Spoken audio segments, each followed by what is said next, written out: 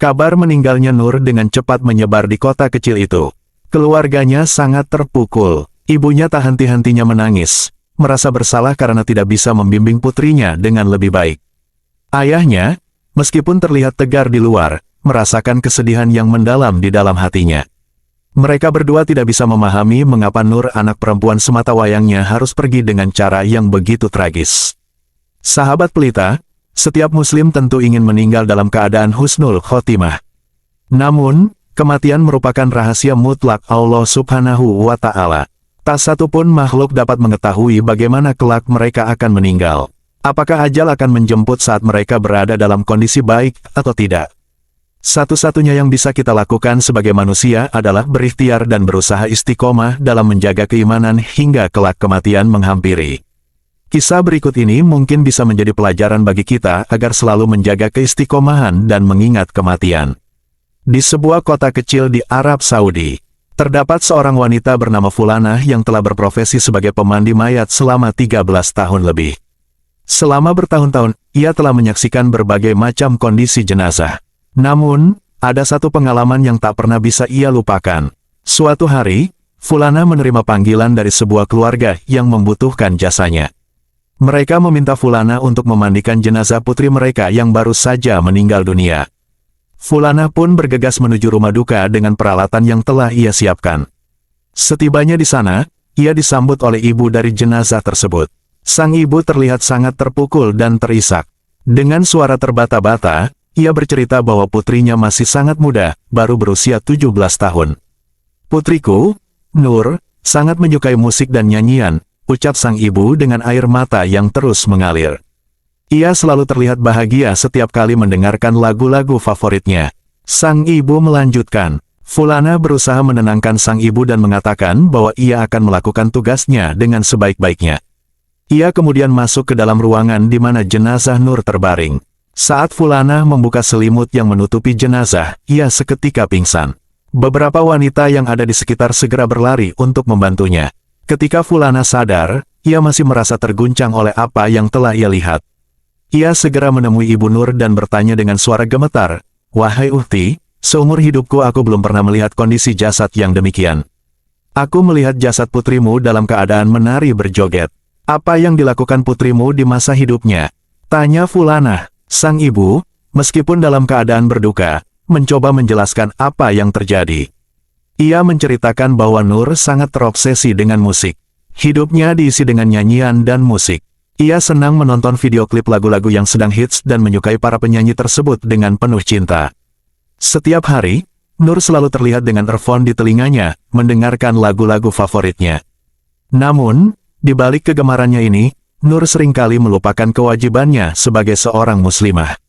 Ia lebih sering menghabiskan waktu mendengarkan musik daripada membaca Al-Quran atau salat. Setiap kali ibunya mencoba menasihatinya, Nur akan berusaha menghindar atau mengalihkan topik pembicaraan. Sang ibu tidak pernah lelah mengingatkan putrinya, tetapi usia remaja Nur membuatnya sulit menerima nasihat. Nur seringkali menghabiskan waktunya untuk menonton konser-konser online dan mengikuti perkembangan musik terbaru. Aku selalu mencoba menasihatinya untuk mengurangi kegemarannya itu dan lebih fokus pada ibadah, tapi usia remajanya membuatnya sulit untuk menerima nasihatku, ucap sang ibu dengan suara lirih. Sang ibu kemudian melanjutkan ceritanya.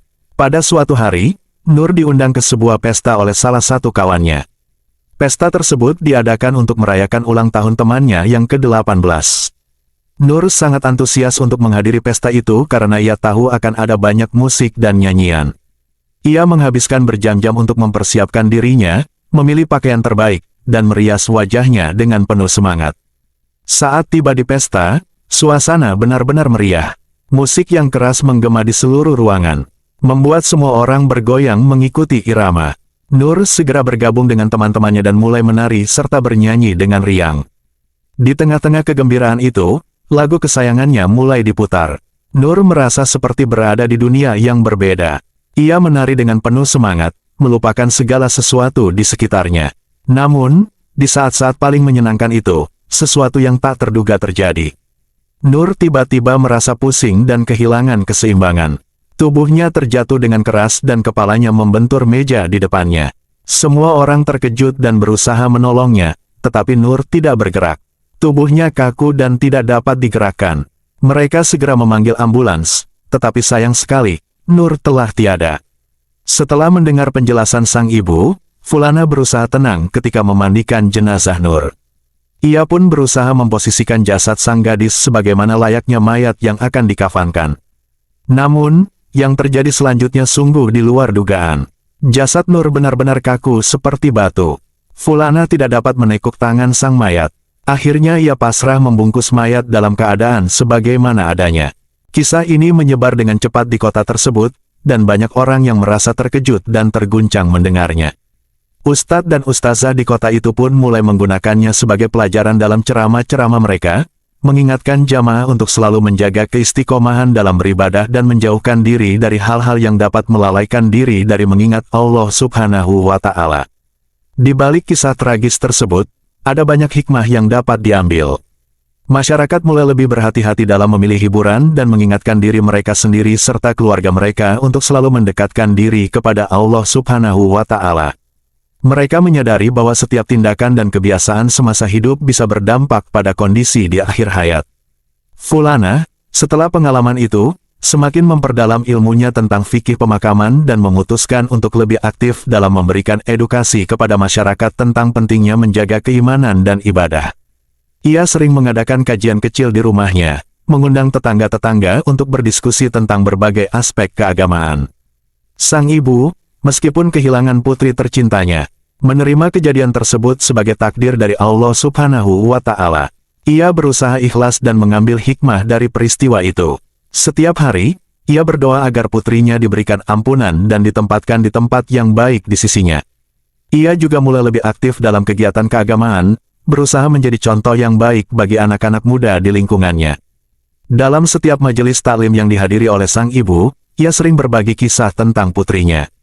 Ia berharap bahwa kisah Nur anaknya bisa menjadi pengingat bagi yang lain untuk selalu menjaga diri dari perbuatan yang melalaikan dan lebih fokus pada ibadah serta amal kebaikan. Ceritanya selalu diiringi dengan doa dan harapan agar semua yang mendengarnya bisa mengambil pelajaran dan menjadi lebih baik. Sang ibu juga mulai terlibat dalam berbagai kegiatan sosial di lingkungannya. Ia membantu mengorganisir kegiatan-kegiatan yang bermanfaat bagi masyarakat, seperti pengajian, bakti sosial, dan acara-acara keagamaan lainnya. Ia berharap dengan cara ini, ia bisa memberikan manfaat bagi orang lain dan menebus penyesalannya karena tidak bisa membimbing anaknya dengan lebih baik semasa hidupnya. Sahabat pelita, kisah Nur memberikan dampak yang luas di masyarakat. Banyak orang yang mulai lebih berhati-hati dalam memilih hiburan dan mengingatkan diri mereka sendiri serta keluarga mereka untuk selalu mendekatkan diri kepada Allah. Mereka menyadari bahwa setiap tindakan dan kebiasaan semasa hidup bisa berdampak pada kondisi di akhir hayat. Para remaja di kota itu pun mulai lebih menyadari pentingnya menjaga waktu dan aktivitas mereka.